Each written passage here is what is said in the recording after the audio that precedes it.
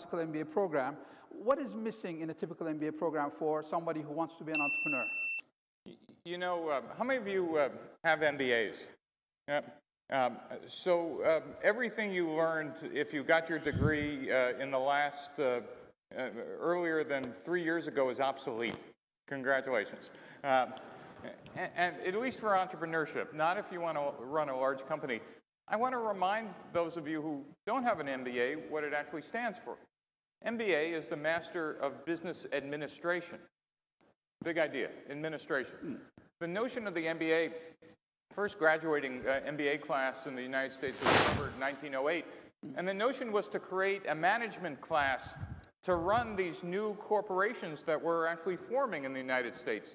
Steel companies, oil companies, food companies that were actually growing in scale and size, and there wasn't a professional management class. And so we decided to actually have a curriculum to educate administrators, people who could execute an existing company. So the curriculum for the MBA was how to run an existing company. Not to start the one. How to run one. And it's not that we never understood that there were these things called startups, because in 1940, George Deroe at Harvard offered essentially the first entrepreneurship class. Stanford in the 1950s offered small business entrepreneurship classes. But here was the big idea. And this big idea actually is what kicked off the lean startup movement, is that a startup is not a smaller version of a large company. This is a huge idea. Nowadays, it's kind of like, well, we kind of understand that, but when I was an entrepreneur, that was not the case. Our investors taught us to do everything a large company did.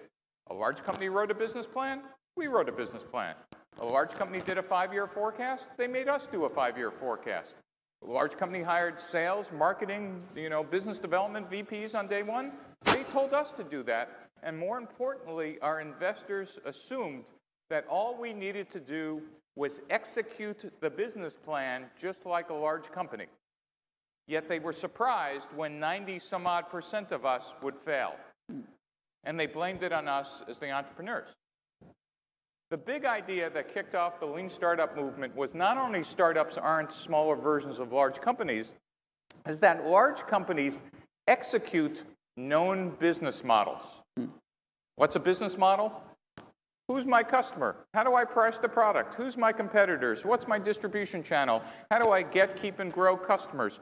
In a large company, you're large because you know that. And therefore, you hire people to execute. But in a startup, the thing that you're all doing, you're actually searching for a business model. And that's the core distinction in the lean startup movement. We built tools for 100 years for execution, but we had no tools. We didn't even have a language to describe that what we're actually doing is searching for a business model.